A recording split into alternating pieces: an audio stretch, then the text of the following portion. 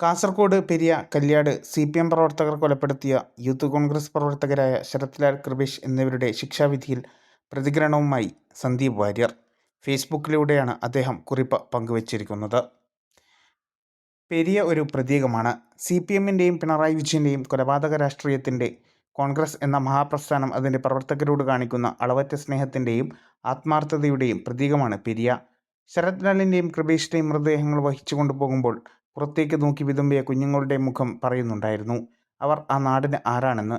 നാടിനും നാട്ടാർക്കും ഏറ്റവും പ്രിയപ്പെട്ട ആ കുട്ടികളെ കാട്ടുമൃഗങ്ങൾ പോലും കാണിക്കാത്ത ക്രൂരതയോടെയാണ് CPM എന്ന ക്രിമിനൽ മാഫിയ സംഘം കൊലപ്പെടുത്തിയത്. കൊന്നാലും തീരാത്ത കമ്മ്യൂണിസ്റ്റുകാരൻ്റെ പൈശാചികതയോടെ പിണറായി വിജയൻ്റെ ഭരണകൂടം ആ കുട്ടികളെ വീണ്ടും വേട്ടയാടി. കൃപേഷിൻ്റെയും ശരത്ലാലിൻ്റെയും കുടുംബങ്ങളടക്കം കൊടുക്കുന്ന നികുതി പണത്തിൽ നിന്ന് 1.5 കോടിയോളം രൂപയാണ് പിണറായി വിജയൻ ഗവൺമെൻറ് പ്രതികൾക്ക് വേണ്ടി ചിലവഴിച്ചത്. മനുഷ്യനായി പിറന്ന ഒരാൾക്കും അംഗീകരിക്കാനോ ചെയ്യുവാനോ സാധിക്കാത്ത കാര്യങ്ങളാണ് ഇതുവരെയും ആ കുടുംബത്തിന് നേരെ CPM ചെയ്തത്.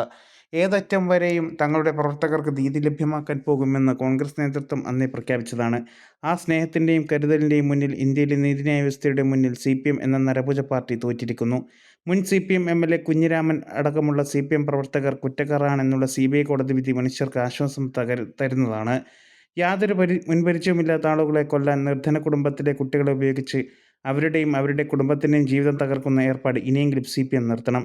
പെരിയ കേസ് വിധി കേരളത്തിലെ കൊലപാതക രാഷ്ട്രീയത്തിന് അന്ത്യം കുറിക്കട്ടെ എന്ന പ്രാർത്ഥനയോടെ സന്ദീപ് വാര്യർ എന്നാണ് അദ്ദേഹം ഫേസ്ബുക്കിൽ കുറിച്ചത്. 2019 ഫെബ്രുവരി 17 യൂത്ത് കോൺഗ്രസ് പ്രവർത്തകരായ കൃപേഷിനെയും ശരത്ലാലിനെയും രാഷ്ട്രീയ വൈരാഗ്യത്തെ തുടർന്ന് 8-അംഗ സംഘം വെട്ടിക്കൊലപ്പെടുത്തിയത്. കേസിലെ അന്വേഷണം CBIക്ക് വിട്ട് കോടതി ഉത്തരവിനെതിരെ സംസ്ഥാന സർക്കാർ സുപ്രീം കോടതി വരെ പോയെങ്കിലും തിരിച്ചടി നേടുകയായിരുന്നു. അന്വേഷണം ഏറ്റെടുത്ത CPM 2 വർഷത്തിനൊടുവിൽ 2001 ഡിസംബർ 3 CBI കോടതിയിൽ കുറ്റപത്രം സമർപ്പിക്കുന്നത്. പിന്നീട് 2024 ഡിസംബർ 28 സംബന്ധിച്ച് ശിക്ഷാവിധി കോടതി പുറപ്പെടുവിക്കുന്നത്. ഇതിൽ CPM മുൻ MLA കുഞ്ഞിരാമൻ അടക്കം പ്രതികളാണെന്ന് കോടതി കണ്ടെത്തി. 24 പ്രതികളിൽ 10 പേരെ കോടതി വെറുതെ വിടുകയും ചെയ്തു. ശിക്ഷാവിധി ജനുവരി 3 പ്രഖ്യാപിക്കും. News desk 1 India Malayalam.